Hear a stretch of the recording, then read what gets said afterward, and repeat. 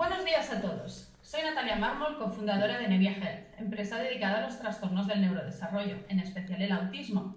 Si es la primera vez que nos escuchas y estás interesado en el autismo, te invito a que le eches un vistazo a todos los vídeos que tenemos en nuestro canal de YouTube. Encontrarás entrevistas a médicos especialistas en el tratamiento del autismo, así como conferencias médicas que hemos ido organizando. Si tienes un hijo con autismo y quieres estar al día de los últimos avances de la ciencia y sobre todo de los tratamientos médicos que haya a disposición a día de hoy, no dudes en unirte a nuestros grupos en las redes sociales. Encontrarás los links en los comentarios de este vídeo. Hoy tenemos el placer de entrevistar al Dr. Cubrias, un médico que en la actualidad está ayudando a muchas familias españolas y también extranjeras.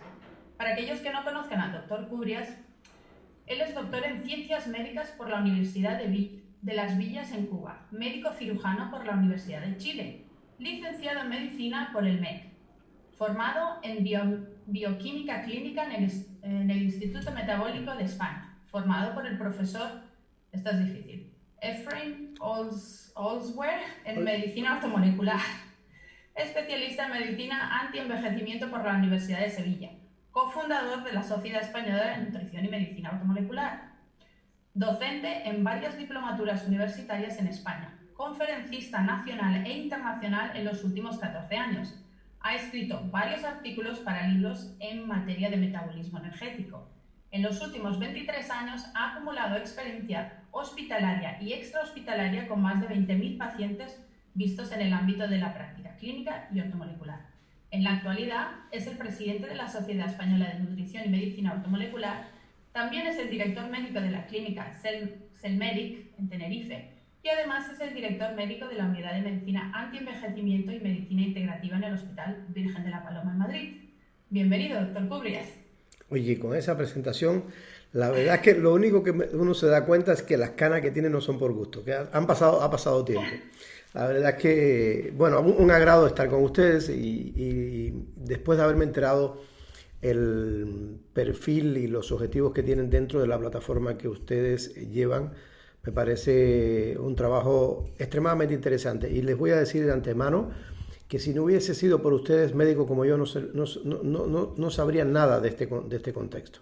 O sea, mi primer paciente con un trastorno neurofuncional fue traído de la mano de una paciente nuestra hace más o menos 16, 17 años, literalmente impactada por el diagnóstico reciente y por la forzosa indicación farmacológica de inmediato por el grupo que lo estaba atendiendo. Y esto despertó en nosotros que literalmente no estábamos dedicados a esta área para nada, un interés muy importante por conocer qué pasaba dentro de este gran saco de los trastornos neurofuncionales. Yo, de antemano, si sirve de algo que sugiera algo, vale la redundancia, diría que no hablaría del autismo, hablaría de los trastornos del neurodesarrollo, porque es un gran saco con alteraciones que lo que hacen apostillar un diagnóstico a otro son valores muy superfluos versus, sin lugar a duda, las alteraciones bioquímicas y genéticas que hay detrás. Entonces, a veces se encierra mucho el perfil, se hace muy visceral cuando hablamos solo de autismo, cuando realmente es tremendo. Y si sirve esta pregunta, que ya no sé si me preguntaste eso o no, pero yo sigo hablando. No pasa nada, siga, doctor. Te puedo decir que es extremadamente interesante, porque cuando yo empecé a acercarme a toda esta área del trastorno neurofuncional en los niños, me di cuenta que el lenguaje que utilizábamos era el que utilizábamos en los pacientes adultos con patologías huérfanas. Cuando hablábamos de fibromialgia, de fatiga crónica, cuando hablábamos de SQM, estamos hablando de un lenguaje muy similar. Y por eso me fue muy cercano y hasta cierto punto muy tentador poder hincar tiempo en aprender o comenzar a entender qué habitualmente pasa en todo este contexto de trastorno neurofuncional, que es sin lugar a dudas extremadamente amplio. Sí, así. Pues se ha avanzado un poco a mis preguntas, que le quería preguntar que cómo fue que empezó a tratar las patologías del neurodesarrollo. Pero, ¿recuerda usted su primer caso? Sí, sin lugar a duda. Sin lugar a dudas. Ya te digo que ese caso para mí fue extremadamente importante y la evolución fue muy buena a pesar de que apenas tenía experiencia, pero tenía muchas ganas, como suelo mantener hasta la fecha. Pues creo que este tipo de abordaje, si no se hace con ganas y que te tiene que correr por las venas, difícilmente puedas ayudar a sacar adelante a muchos pacientes que tienen múltiples alteraciones en este ámbito.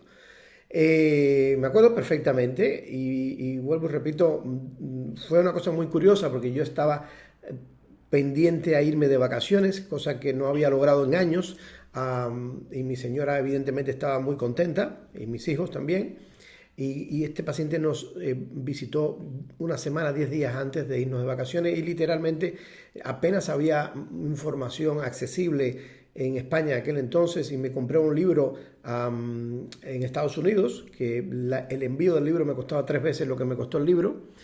Pero tuve la suerte, y literalmente no quiero gastar tiempo con esto, pero es así, tuve la suerte de que una amiga nuestra estaba de vacaciones en Estados Unidos, me contacté con ella, hice que el libro se lo enviaran a su hotel y me lo trajo, porque de la otra forma me iba a demorar mucho. Bueno, estuve primera vez en mi vida que tenía 21 días de vacaciones. Y estuve los 21 días, me levantaba una hora antes para leer el libro porque tenía que dedicar el resto a los niños y a mi señora. Y la verdad es que un libro que me cautiva, aún lo tengo, y es un libro que me abrió las puertas al conocimiento de tantas y tantas alteraciones que ocurre en el ambiente bioquímico específicamente asociado a la genética de muchos de estos niños. ¿Cómo ha cambiado a lo largo de los años su visión de lo que son las patologías del neurodesarrollo? Ha cambiado, fíjate que ni tanto, porque yo creo que empecé por la raíz. O sea, nosotros nunca tuvimos una visión sesgada, ni unilateral, ni visceral, llámese visceral en forma de visera, ¿no? Siempre el abordaje, discúlpame, me voy a desplazar un segundín. Si te das cuenta, el libro que tengo de base a mi lado en la clínica es bioquímica médica. Por tanto, entramos por las raíces bioquímicas en el abordaje de lo que existía ya y existe hace mucho tiempo y que tiene una valía tremenda y que tristemente no se pone en práctica en el abordaje convencional. Bueno, sería gastar mucha energía, mucho ATP, hablando justamente de metabolismo energético en este ámbito, pero es así. Entonces, el hecho de haber abordado de las raíces, sin lugar a dudas, que no ha cambiado tanto. Claro, evidentemente con la evolución y con la capacidad que tenemos de enterarnos sobre todo de todo el campo de lo que nos aporta la genética molecular, o sea, estudios nutrigenómicos, estudios nutrigenéticos que nos ponen ponen un mapa más preciso de cómo abordar la situación del paciente. Más, la genética es una tendencia, la expresión es otra. La genética tiene un rol importante, pero el contexto epigenético es extremadamente importante para evitar que esa genética termine expresándose o no. No hay duda que en la mayoría de estos niñitos existe, y ya no tan niñitos porque hay pacientes más adultos ya con alteraciones de este tipo, a veces bien diagnosticados y a veces cruentamente mal diagnosticados, pero es así. Existe una constelación de alteraciones genéticas que logran tener una impronta muy importante, o sea, logran tener un rol muy importante en la expresión clínica final. Pero hay otros que no, que es pequeñita la alteración genética y que todo el perfil epigenético es mucho más negativo para expresarlo. Estos son los pacientes que tienden a responder mucho mejor, no hay duda alguna, no hay duda alguna. En la medida que la impronta genética sea menor, todo el contexto epigenético que tú puedas trabajar sobre la genética va a traer consigo una menor expresión desde el punto de vista clínico de la entidad o de estas alteraciones. Vale, entonces, vayamos por partes. Cuando usted recibe una familia en su consulta, ¿por dónde empieza? Bueno, por donde debe empezar cualquier consulta médica, por una anamnesis adecuada. Una anamnesis adecuada. Mira, yo quiero hacerte llegar un concepto del cual hablaré en el próximo congreso nuestro. De hecho, sea de paso, es un concepto que me gustaría que empezara a resonar en el ámbito científico porque al final es lo que es la situación siguiente. Mira, todo paciente que tiene alteración del neurodesarrollo, trastorno del neurodesarrollo, tiene de base una, quédate con la palabra, una disautonomía, una disfunción del sistema nervioso autónomo, ¿vale? La disfunción del sistema nervioso autónomo es lo que más acerca las alteraciones que encontramos en ellos con la expresión clínica. ¿Ok? Esa disfunción del sistema nervioso autónomo puede estar sin lugar a dudas favorecida por una serie de alteraciones de base que puedas tú portar genéticamente o no, pero sin lugar a dudas es lo que nos permite decir, bueno, claro, fijaros, tan sencillo como este ejemplo que te voy a poner. Cuando yo hablo de disfunción del sistema nervioso autónomo, estoy hablando de disfunción del sistema nervioso que está por debajo de la corteza prefrontal y del neocórtex, donde se integran elementos racionales y en el sistema nervioso autónomo se integran elementos de tipo emocional fundamentalmente. Y tiene dos pilares, un pilar que es el eje simpático y otro el eje parasimpático. Bien, estos dos pilares están en una ardua lucha constante desde que existe el individuo hasta que deja de existir, en una correlación que habitualmente suele ser sinérgica y se tiende a estabilizar. Es como una danza, ¿no? Me elevo mi respuesta simpática, mi sistema parasimpático me ayuda a compensarla y esto hace que funcionen muy bien los órganos del ámbito supradiafragmático, o sea, del diafragma hacia arriba, desde la frecuencia cardíaca, la frecuencia respiratoria, la expresión facial. Mira cómo este hombre hace expresión facial. Eso es un signo de sanidad del tono vagal que habla del sistema nervioso parasimpático en su rama ventral, que es la que genera flow, es la que genera bienestar, contacto social, algo que está muy afecto en estos niñitos. ¿Bien? Y te digo esto porque es muy interesante y estamos haciendo un trabajo los últimos 6 meses muy específico con esta área que luego te comentaré. Bien. Y luego este vaivén de neurotransmisores que son los que le dan vida al sistema nervioso simpático, que habitualmente le digo yo a mis pacientes es el acelerador del coche, ¿vale? Y el sistema parasimpático es el freno y el embrague, ¿ok? Pues si usted trae un coche a 6.000 vueltas el motor y anda a 150 kilómetros, pues va a gastar las pastillas de freno más rápido. Y lo que suele pasar es esto, que en el decursar del tiempo el sistema parasimpático se nos va al piso, hemos gastado las pastillas de freno, la respuesta simpática habitualmente adrenérgica, donde hay una descarga de dopamina y de adrenalina, marca la situación clínica del paciente. Entonces, ves un paciente que tiene un trastorno de déficit de atención, por ejemplo, con hiperactividad y donde hay un contexto hiperdopaminérgico, ves un paciente que tiene un déficit de atención con hipoactividad, donde hay un contexto hipodopaminérgico. O sea, la dopamina como eje central de la valoración de lo que acontece en muchos de ellos es fundamental. Entonces, nuestro primer contacto va dirigido sobre todo a tener antecedentes que puedan estar relacionando esta disautonomía con situaciones que hayan pasado en el futuro. Por ejemplo, algo muy interesante reconocido hace poco tiempo es la reprogramación epigenética transgeneracional. O sea, ¿qué significa esto? Significa que la estancia de nuestra abuela en el útero de la tatarabuela, de nuestra madre en el útero de nuestra abuela y la nuestra en el útero de nuestra madre, condicionan el vaivén, el flow que puede haber entre el sistema simpático y el parasimpático. Entonces hay individuos que es que yo soy muy nervioso de fábrica, hay algunos que dicen así. Pero estos individuos habitualmente, sin llegar a tener un trastorno del neurodesarrollo, tienen una alteración de este flow, de este vaivén de neurotransmisores, fomentando una descarga adrenérgica y siempre estar en alerta, ¿vale? Bien, pues muchas veces lo que hay detrás de esto es esta alteración de reprogramación epigenética transgeneracional o otras que pueden suceder sobre el embarazo del bebé, sobre evidentemente el parto, sobre la presencia o no de alguna hipoxia relacionada con la parte inicial del parto, sobre el hecho de haber nacido por cesárea o haber nacido por parto normal, haber recibido lactancia materna exclusiva o no por lo menos los primeros 6 meses, haber recibido antibiótico terapia de forma desmesurada en los primeros 2 años de vida, y no hay duda alguna que hay muchos individuos que tienen todas estas alteraciones y que aún así no expresan estas alteraciones del neurodesarrollo. Claro, lo que nos llama la atención que cambia de forma importante para expresar todo un caudal de alteraciones en este ámbito no, está relacionado clínicamente con la vulnerabilidad genética que muchas veces portan ellos para intoxicarse y para metabolizar adecuadamente alimentos, fármacos y principios activos, por ejemplo, de elementos biológicos o nutracéuticos. De tal manera que esto es algo que intentamos abordar y preguntar desde etapas tempranas.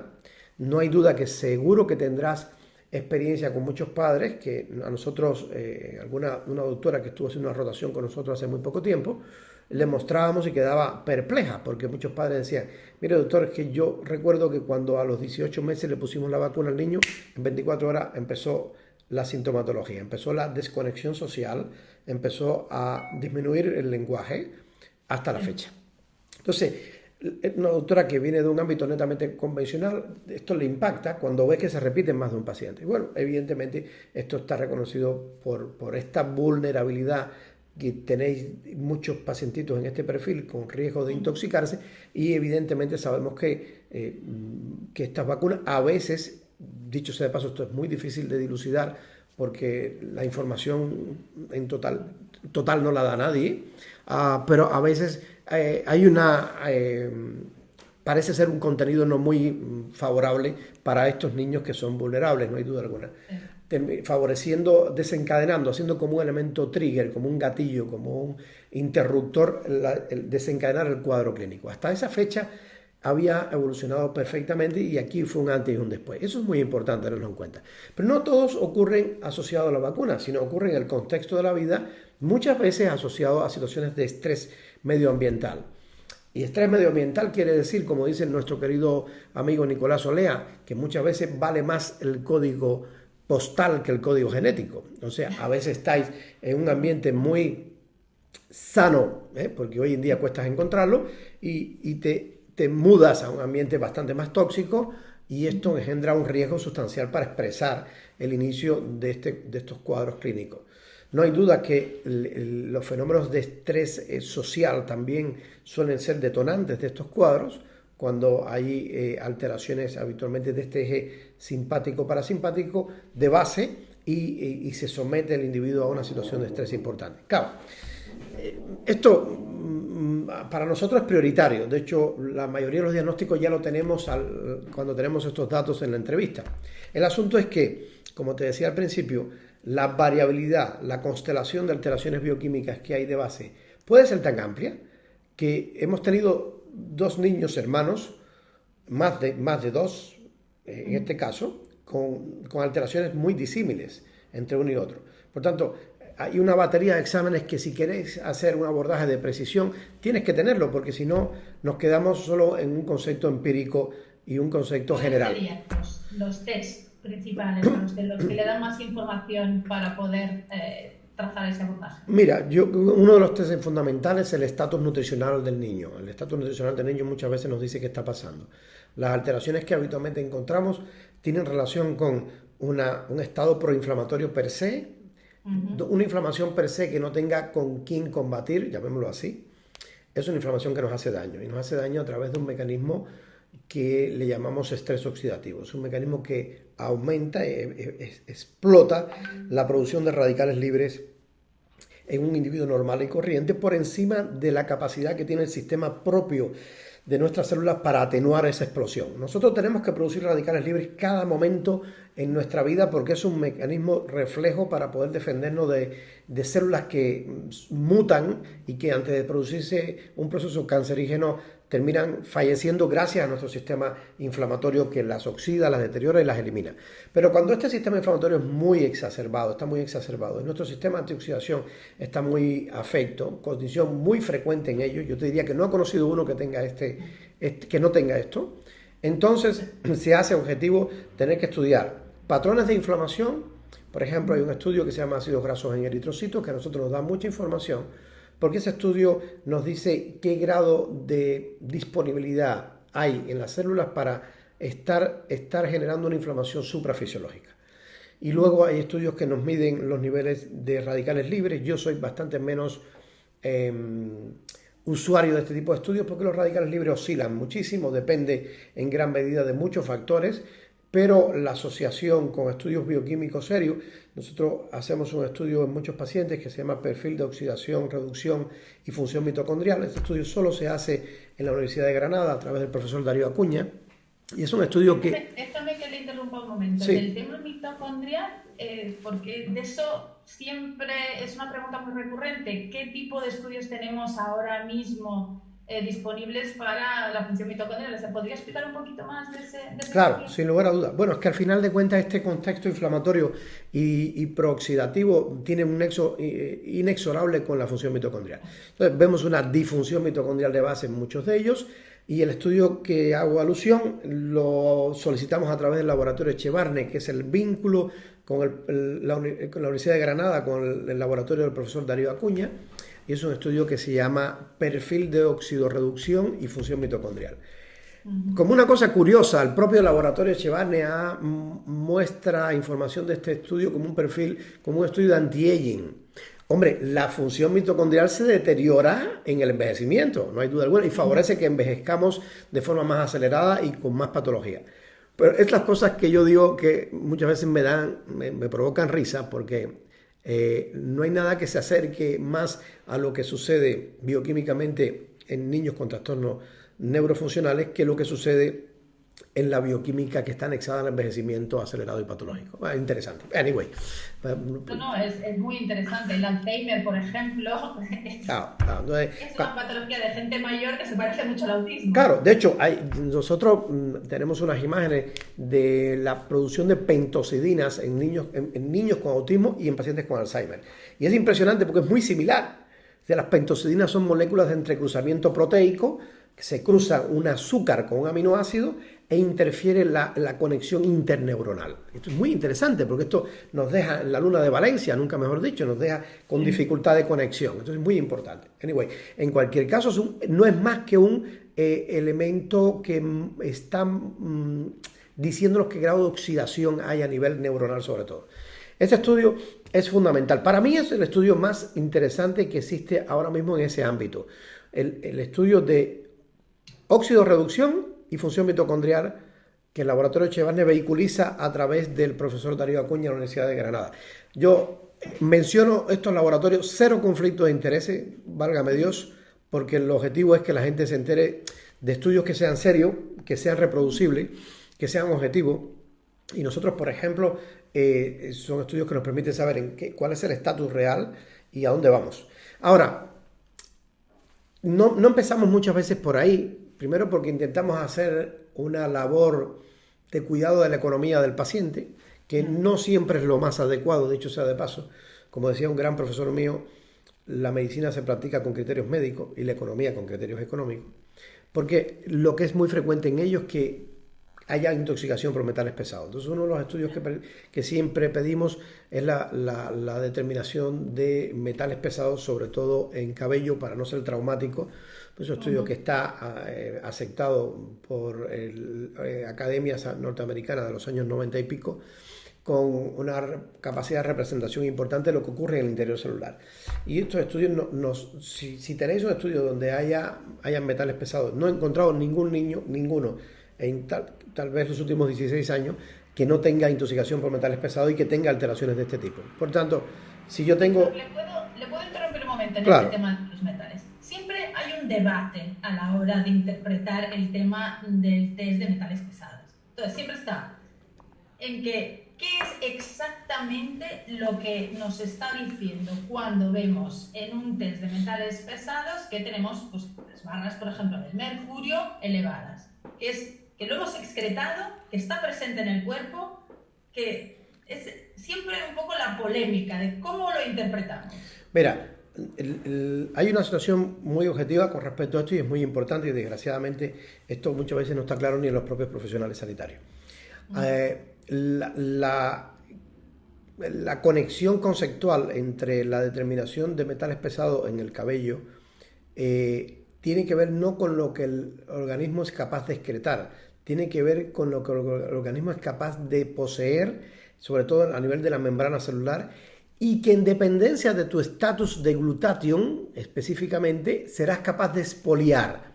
Expoliar no significa eliminar del organismo, significa expoliar de la membrana hacia el exterior, que luego muchas veces se vuelve a reinsertar en la membrana contigua.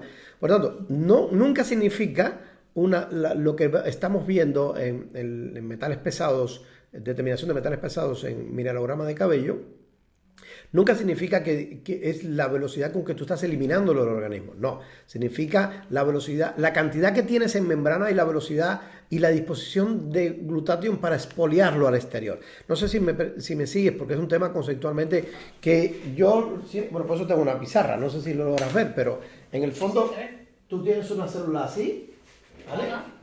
¿Lo veis ahí o no? Ahí, perfecto. Perfecto, y tiene un núcleo con su ADN empaquetado en las histonas, está la mitocondria por aquí, ¿vale? Está el citoplasma por acá, y hay una membrana en la superficie con una bicapa de lípidos, muy importante. Aquí pedimos los ácidos grasos saturados, monoinsaturados y poliinsaturados. ¿Por qué? Porque los saturados nos dan estructura a las membranas. Los monoinsaturados nos dan flexibilidad, las membranas deben ser flexibles para que las células se interconecten. Y los poliinsaturados, a merced de darnos flexibilidad o no, en dependencia de cómo estén, nos regulan la respuesta inflamatoria. Entonces a veces tenéis una señalización inflamatoria en la célula que es adecuada y cuando llega a nivel de membrana para expoliar esa respuesta finalmente, en dependencia de la cantidad y la calidad que tengas de ácidos grasos poliinsaturados serie 6 y serie 3, omega 6 y omega 3, entonces va a haber una gran respuesta inflamatoria o una gran respuesta proalérgica. Por eso muy frecuentemente te encontráis en estos niñitos alteraciones neurodermatitis o dermatitis asociada, patologías respiratorias frecuentemente, porque esto es inexorablemente, hay que tenerlo en cuenta en el abordaje de estos pacientes. Entonces, ¿qué me está diciendo a mí la presencia literalmente de mercurio, plomo, arsénico y otros metales pesados, aluminio, que es uno de los que frecuentemente se ven ellos? Que hay presencia de los mismos en la membrana, porque son metales pesados lipofílicos, o sea, tienen afinidad por el tejido graso. ¿Dónde hay más tejido graso en un paciente normal y corriente? En el disco duro. El 60% del cerebro es grasa, donde el 40% son ácidos grasos poliinsaturados del tipo DHA. Entonces hay una cosa muy curiosa y muy importante con respecto a esto, que es lo siguiente. Esto me está diciendo que yo tengo metales pesados en la membrana, bien, que es donde hay grasa abundante en la célula, entendámoslo así. Esos metales pesados tienen la capacidad de inducir estrés oxidativo hacia el ADN del individuo, hacia el citoplasma, hacia la mitocondria, hacia el contexto de la propia membrana, y hace una cosa muy, muy interesante, que es que oxida los propios ácidos grasos poliinsaturados. O sea, los ácidos grasos poliinsaturados tienen la capacidad de ser oxidados y convertirse de su forma cis en su forma trans, y convertirse en un enemigo para el propio paciente. Entonces, este estudio de ácidos grasos en eritrocitos es muy importante para saber, porque además esto lo podemos cambiar en 60 días. 60 días. Porque el turnover de ácidos grasos en membrana es de 60 días, no hace falta más. Si sabes lo que tienes que hacer, si no, persistirá por los siglos de los siglos, amén. El ratio, para que tengáis una idea, el ratio de estos ácidos grasos en membrana que se debe tener, debe ser entre 1.5 a 3, hasta 5 aceptable, y ya en la literatura más bondadosa hasta 10. Hoy en día, en la población normal y corriente europea, vemos 30 es a 1, una barbaridad. Y en la americana 75 es a 1, una barbaridad. O sea, esto es como tener siempre dispuesto un tanque de gasolina en tu casa, donde mismo haces la parrilla para invitar a la suegra al fin de semana.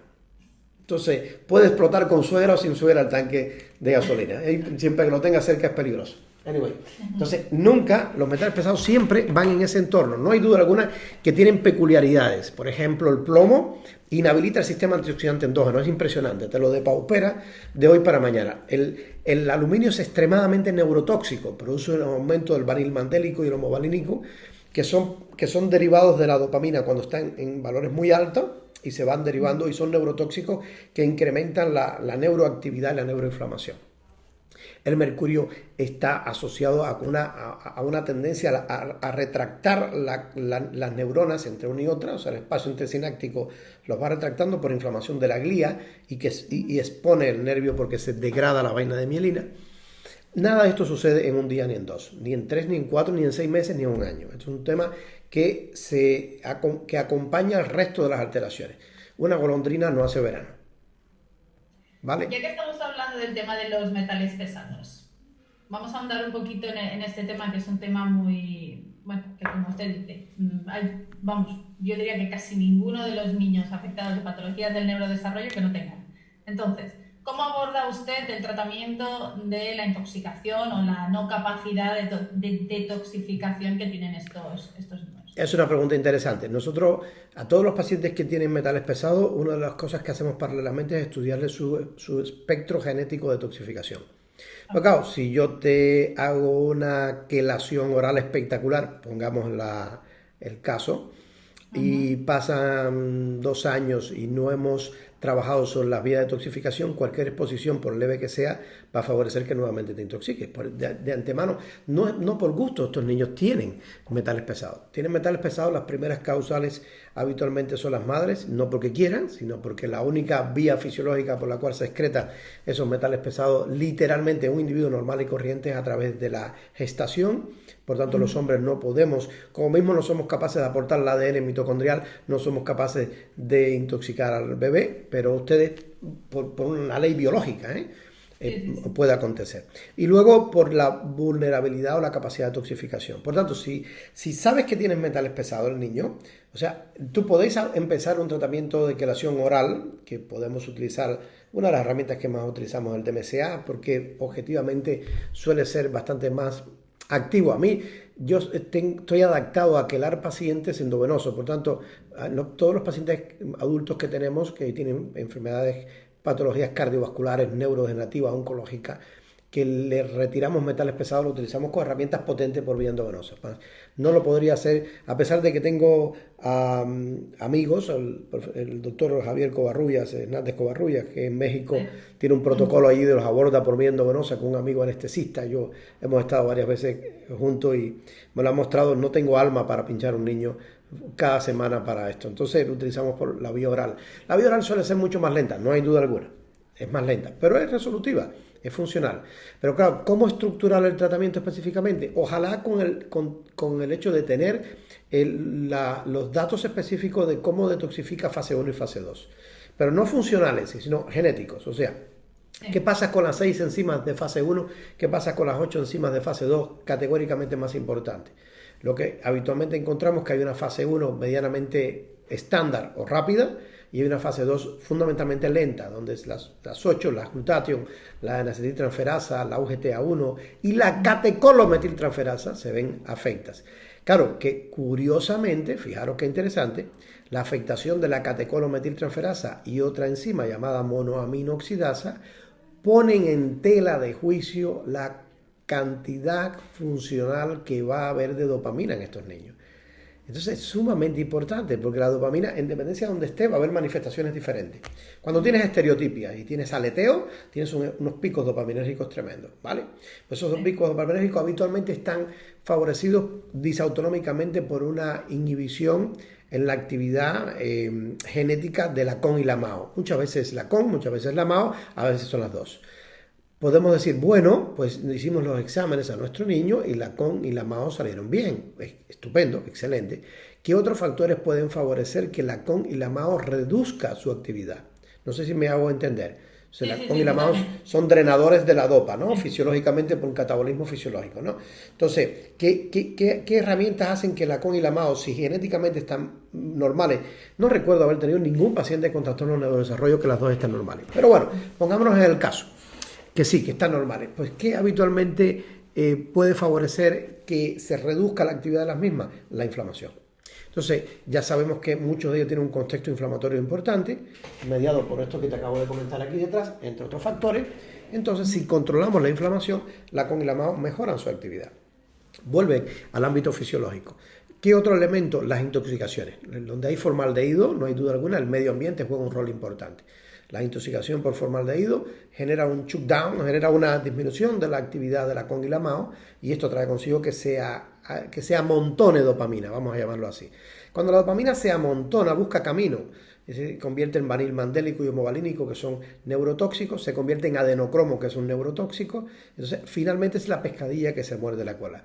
Por eso, cuando me hablabas de recuperación absoluta de un paciente, la verdad es que tengo 3 o 4 madres que te decía off the record, que me han dicho que sus hijos se han recuperado. Yo no estoy de acuerdo. Creo que sus hijos están estables. La recuperación es muy complicada hablar de ella porque el contexto total de las alteraciones que tiene el niñito muchas veces no se estudian en la totalidad. Desde el punto de vista convencional, jamás.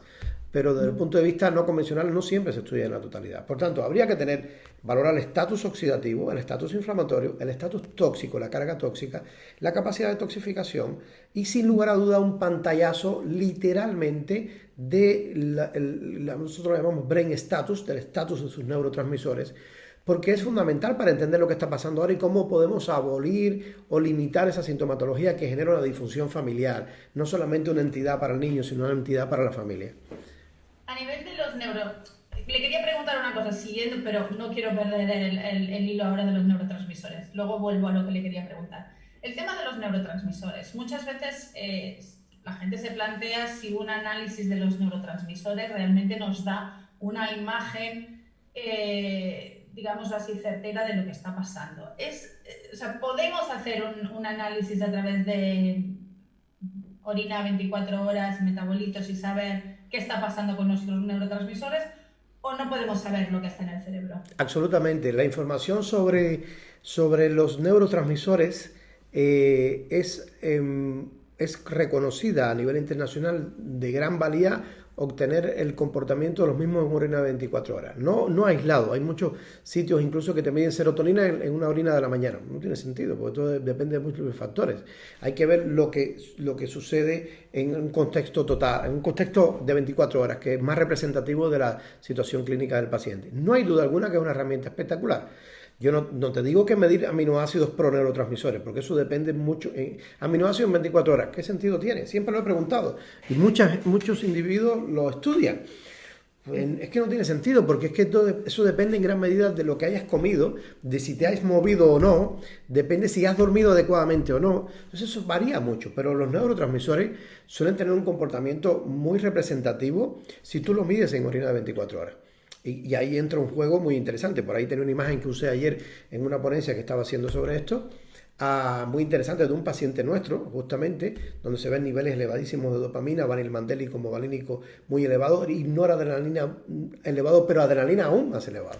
Por tanto, esto nos permite decir la situación de Juan, voy a poner un nombre genérico, en este momento le he sacado una foto al comportamiento de sus neurotransmisores. ¿Qué me permite saber eso? ¿Qué tengo que hacer de forma cuasi inmediata para sacarlo de la situación de crisis? Porque tú puedes decir, bueno, es que puede que Juan tenga una elevación del paracresol porque tiene una microbiota afecta y porque el Clostridium perfringens produjo paracresol, atravesó la barrera hematoencefálica, inhibe la dopamina beta hidroxilasa y se convierte en vanilmandélico. Sí, esto es muy bonito. Pero eso estudiado, nosotros tenemos más de 1000 estudios hechos de microbiota y de metabolitos orgánicos en orina, acontecen en menos del 5% de los pacientes. O sea, no es un tema tampoco generalizado. Que hayan otros metabolitos, metabolómica siglo XXI, medicina del siglo XXI, que yo soy un defensor absoluto de involucrar estas variables hoy en día, porque a pesar de que no se hagan en el hospital porque no convenga económicamente por la institución, y ya está, y no gastemos ATP nuevamente, entonces producimos 36 moléculas de ATP libre por cada molécula de glucosa y de oxígeno, y gastamos 2 en el camino, gastar las otras 34 es perder, es desfocalizarnos. Bien, pues ¿qué rol juega no aportar lo que nos dice la evolución de la medicina en la actualidad? Pues hace un daño tremendo para poder averiguar lo que pasa en estos niñitos y en muchos pacientes. La metabolómica es la valoración de metabolitos que andan circulando en nuestra sangre y orina, y estos son mejores medirlos en orina 24 horas también, porque la bioquímica no es lineal. O sea, si usted en la mañana se levanta con una glucosa en 80, a pesar de que no coma durante el día, la glucosa no va a estar en 80, va a estar oscilando, ¿vale? Hay pacientes que se acuestan por la noche y no duermen bien y amanecen con la glucosa en 110. Y no es porque hayan comido ni hayan cenado tarde, es porque cuando no duermes bien estás mandando una señal hipercortisolémica al hígado para que libere glucosa y aumenta los niveles de glucosa en la mañana. O sea, no somos lineales, que la tendencia de los propios sanitarios profesionales médicos parece ser que es ver la bioquímica lineal. La bioquímica como nos avasalla tanto en la formación de la carrera, habitualmente la vemos así. Y no es así para nada. Entonces, es importante, son datos muy importantes. Metabolitos orgánicos en orina 24 horas asociados a un estatus de sus neurotransmisores es importante para saber si estos metabolitos están influyendo en que sus neurotransmisores estén así. Ahora pueden estar influyendo no los metabolitos y que tenga una constante genética en la cual la CON y la MAO estén muy bajitas y literalmente estemos acumulando dopamina por un desorden predominantemente genético. ¿Cómo podemos apoyar una COM lenta? Eso es una buena pregunta. Es una buenísima pregunta. Realmente, de hecho, dicho sea de paso, la mejor forma de apoyar una CON lenta es con elementos hormonales. Primero que, sí. Primero, estamos hablando de una con lenta genética. A ver, vamos a intentar dividir los conceptos. Yo puedo tener una con que sea normal y que se lentifique porque yo tengo una neuroinflamación importante, porque tengo una inflamación sistémica importante, porque tengo un estrés oxidativo importante, porque tengo metales pesados, ¿vale? O porque sea una mujer. No me traguen, no me maten, que voy a explicar, ¿vale? O sea, los estrógenos, ustedes las chicas, tienen una dominancia estrogénica desde que existen y tienen la primera regla. Esto es una de las preguntas que hacemos habitualmente cuando son mayorcitas, no hay duda alguna. Desde que tienen la primera regla en adelante, tienen un comportamiento más proestrogénico habitualmente que progesterona. De hecho, la progesterona es un progestágeno que aumenta de forma importante en algún momento del ciclo menstrual para favorecer una gestación futura. Bien, pero dominantemente estrogénicas son. Pues los estrógenos han mostrado una capacidad importante de inhibir la CON y la MAO. Both, ambas. Entonces muchas veces te encuentras niñitos con autismo que llegan a su madurez y llegan a tener la primera menstruación y se vuelve un desorden, se despolariza toda la estabilidad que había y empiezan a haber muchas manifestaciones. Y si te sirve el concepto, que esto es extremadamente interesante, se me pone la piel de gallina, es en los pacientes con epilepsia. Los pacientes con epilepsia pasan muy similar por la progesterona, por un déficit de progesterona funcional. Pues los estrógenos inhiben CON y MAO. Por ejemplo, los metales pesados que te mencioné, mercurio, plomo, aluminio y arsénico, son metaloestrógenos y aumentan los receptores de estrógeno. Es como si tuvieses más estrógeno, pero que a veces aumentar más receptores.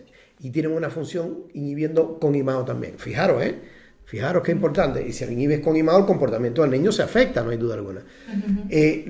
La testosterona y la 5-dihidrotestosterona hacen lo contrario. Por eso los hombres somos más gruñones. Por eso los hombres habitualmente tenemos un comportamiento que buscamos situaciones de mayores retos, porque siempre tenemos tendencia, en general, no estoy hablando del trastorno de neurodesarrollo, a tener una dopamina más bajita y necesitamos tener dinámica en el día a día y retos y algunos, no todos, pero habitualmente es así, porque necesitamos generar picos dopaminérgicos para tener placer. Y ustedes son mucho más estables porque suelen ir rellenitas de dopamina, comillas, ¿no? Por estrógeno. ¿Okay? Y literalmente la progesterona también se opone. Por eso ustedes, las chicas promedio, tienen una fase, los primeros 14 días de la regla, que no tiene nada que ver con los últimos 14 días.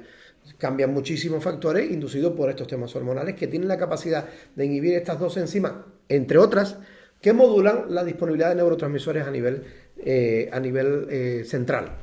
Y esto cambia mucho el comportamiento del individuo y el estado de ánimo, y el estado de ánimo. Otro factor que habitualmente hay que estudiar en estos niñitos y apenas se estudia, y me ha costado encontrar una literatura que sea en ellos, son los neuroesteroides. Los neuroesteroides, it's new for you. Sí. Amiga.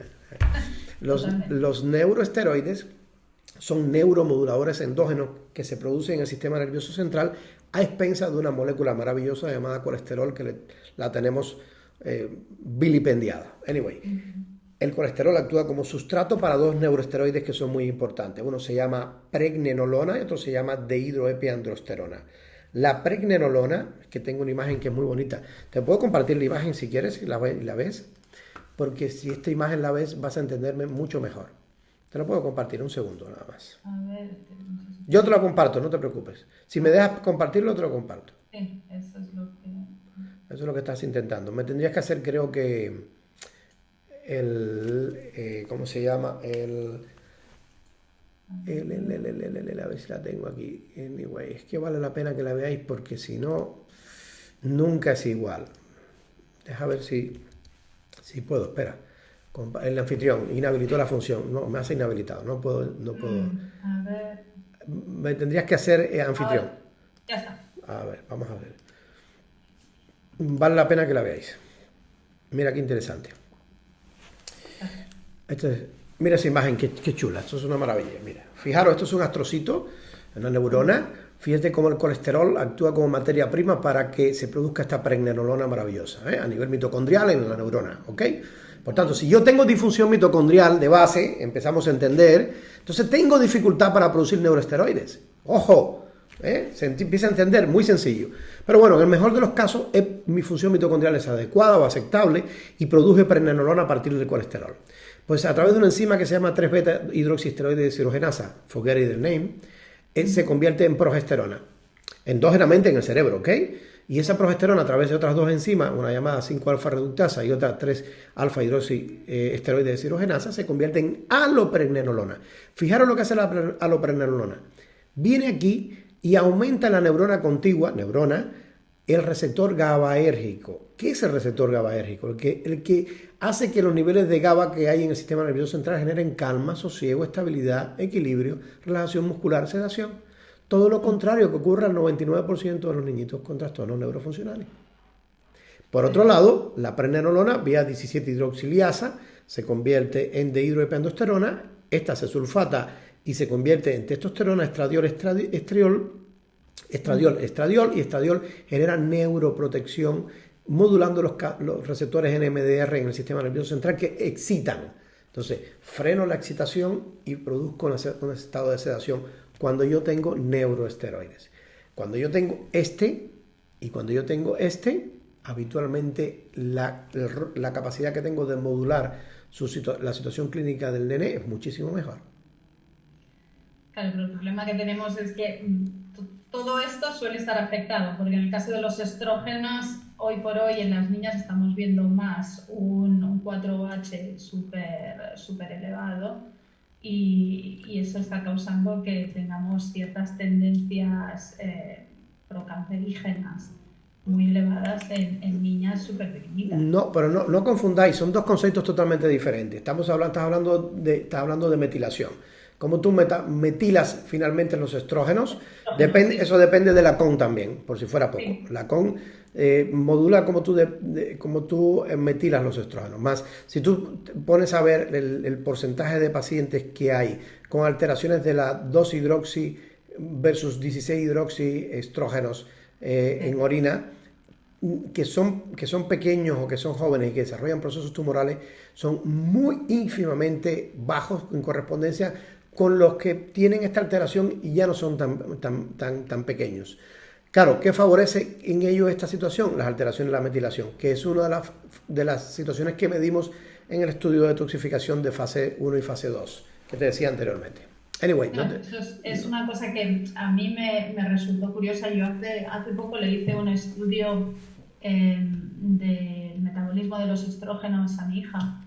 Y cuando me llegaron los resultados, la verdad es que me quedé muy chocada. Empecé a compararlo con otras familias y realmente, es chocante por los resultados y por lo que implican. No es chocante a sabiendas de que tiene en el hígado, como lo comentaba antes usted, la fase 2 más bien tocada, que no son capaces de reutilizar esos estrógenos. Entonces, por ahí no es chocante, pero sí es chocante cuando estás visualizando una niña tan pequeñita y los resultados te están diciendo pues que tiene una tendencia procancerígena por estrogenia, no sé si se puede decir así.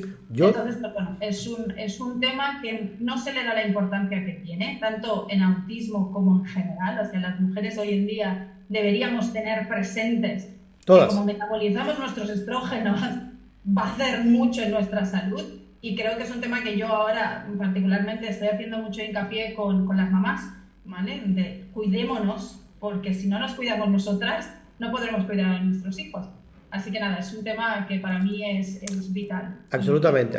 Pero hay un concepto que debes tener en cuenta, no comparéis con lo que acabas de ver en pantalla. Lo que acabas de ver en pantalla es la síntesis endógena de neuroesteroides, que tú puedes tener unos niveles. Tú puedes detoxificar inadecuadamente vía con los estrógenos y producir más 4 que 16 y tener un riesgo proneoplásico, que eso dependerá de los receptores alfa y beta de estrógenos, que se modulan totalmente diferentes, y que además de eso dependerá de otros factores, incluyendo la propia microbiota, que tengas un conjunto importante de beta-glucuronidasas y estés reabsorbiendo estrógenos y estés sobrecargando la función hepática.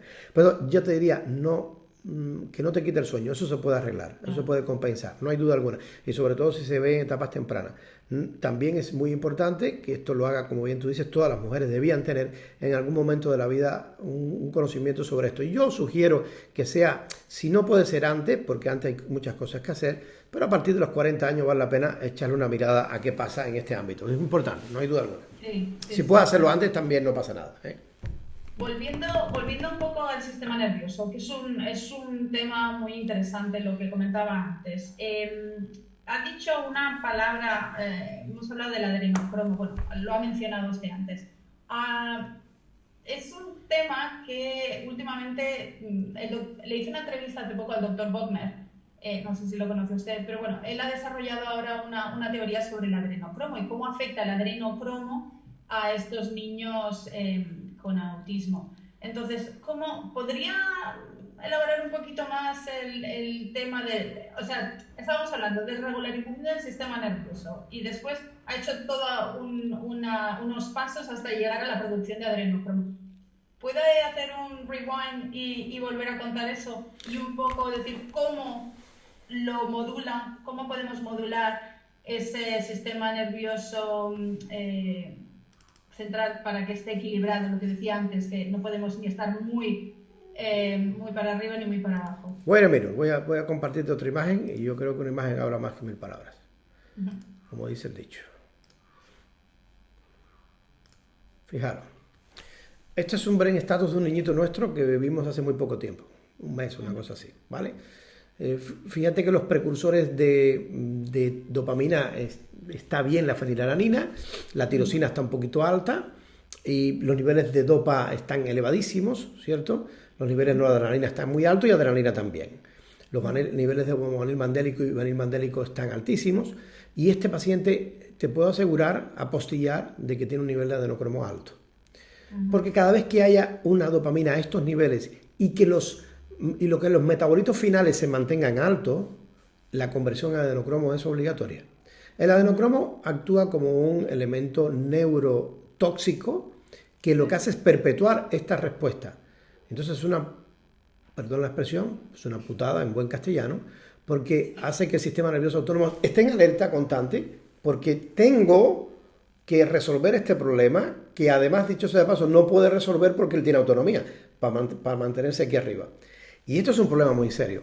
La mejor forma de abordar esto, mientras somos capaces de competir con esta dopamina y buscar por qué está a estos niveles, ojo, que es lo que hablábamos anteriormente, esto es muy importante, pues yo puedo irme a la tripa y puedo interaccionar, puedo ver los datos que tengo, a ver si tengo metabolitos que puedan estar representando esta respuesta anómala a nivel del sistema nervioso autónomo. Vale, de acuerdo. Yo puedo ir a evaluar mi capacidad de toxificación, ver cómo está la COM, cómo está la MAO y qué hay detrás en cuanto a los elementos epigenómicos que pueden favorecer la inexpresión o la limitación de la actividad de ambas enzimas. Y también puedo trabajar sobre ello. Yo puedo revisar si tengo metales pesados que interactuarían negativamente con esta hiperdopaminergia. También puedo trabajar con ello.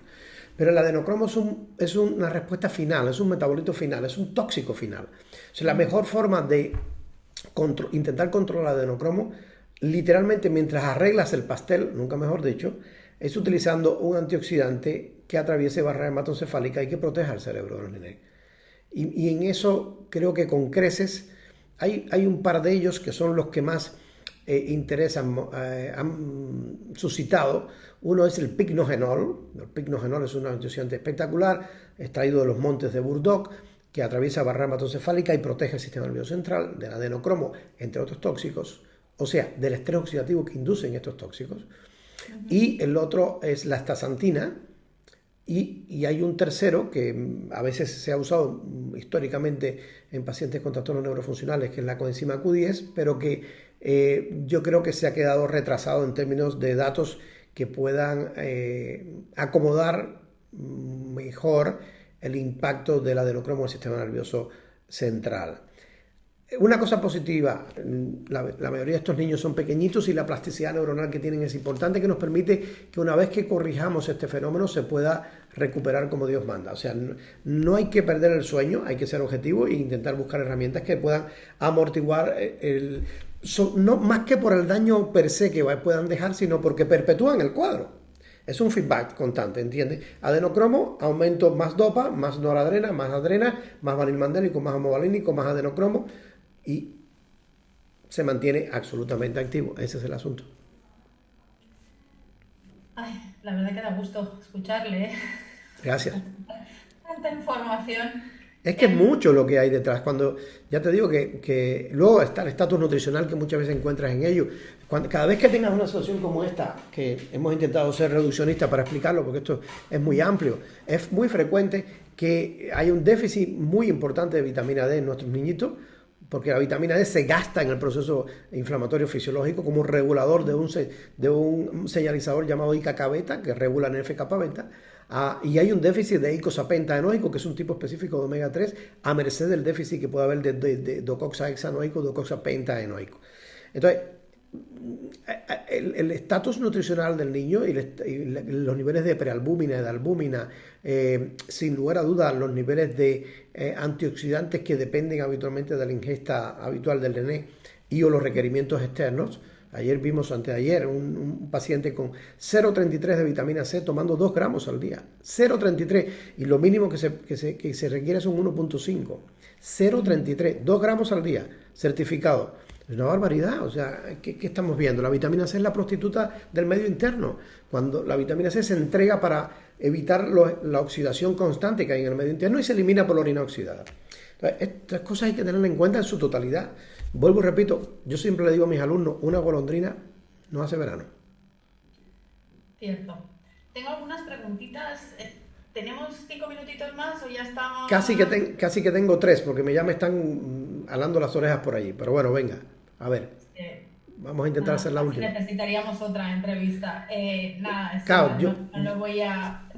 Yo solo te quiero decir algo que estamos haciendo en los últimos 6 meses con un compañero que nos está ayudando muchísimo. Y la verdad es que para mí ha sido un placer. Cuando me escribiste por lo de la entrevista, dije, caramba, la verdad es que el tiempo no me sobra, pero yo quiero dar a conocer esto, no porque seamos nosotros los que hemos empezado a hacerlo, porque creo que esto no lo empezamos a hacer nosotros, lo empezó a hacer el grupo de Stephen Porges en Illinois. Es un psiquiatra connotado que ha descrito la teoría polivagal en el año 95 aproximadamente y que hemos aprendido con él que él tiene un protocolo, ojo, que esto lo quiero decir abiertamente, pues no solo lo hacemos nosotros, seguro que en España hay más profesionales que lo hacen, no conozco, pero hay un protocolo muy interesante que se llama Safe and Sound, no sé si conoces este protocolo, diseñado por el doctor Porges y colaboradores, ya te dejo con tarea para estudiar, ¿ves? El protocolo Safe and Sound es muy interesante porque a través de unos cascos que se ponen los niñitos, hay unas respuestas extremadamente espectaculares en cuanto al contacto social de ellos, cuasi inmediato, apenas 1 o 2 sesiones. Se cita que con 5 sesiones hay una respuesta tremendamente interesante. Y el mecanismo es hasta cierto punto sencillo. Voy a ver si lo logro explicar. La musculatura del oído medio está en su justa fisiología gracias a 2 músculos, unos músculos que se llaman el tensor del tímpano y otro el estapedio, y eso mantiene que el oído medio se mantenga en una condición fisiológica normal. Pues habitualmente en estos niñitos lo que se ha visto es que estos 2 músculos están contráctiles constantemente y esto distorsiona el oído medio y hace que la música grave, por eso cuando tienes un niñito en estas condiciones y le pones una música alta, se lleva las manos a los oídos porque le molesta. O sea, el corte de ciertas frecuencias en el sonido le genera un impacto neuroexcitatorio. Dicho sea de paso, actúa estimulando la dopamina. Y esto es un tema importante. Entonces, ¿qué es lo que ha hecho el grupo de Stephen Porges? Pues lo que ha hecho es cortar la frecuencia del sonido. A través de los cascos le emite una señal que está por debajo de esa, que evidentemente le produce neuroexcitación y le produce neuromodulación.